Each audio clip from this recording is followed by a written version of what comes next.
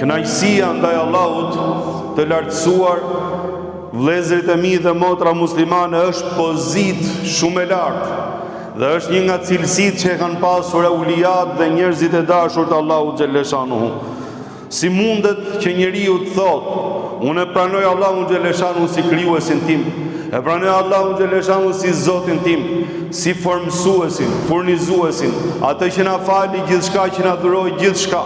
Është ai i cili kujdeset për krijesat e tij, është ai i cili ka në dorë gjithçka prej mirësive dhe begative të kësaj jete, dhe pastaj mos jesh i kënaqur me obligimet e tij, me ndalesat e tij dhe me përcaktimin e tij hynor.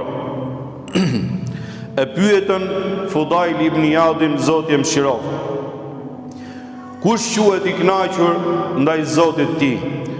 Tha, ai i cili nuk ka kontestime dhe nuk ka pakënaqësi ndaj asaj që Zoti xhaleshanuhu i ka dhuruar deri në këtë moment, pra me gjendjen në cilën është.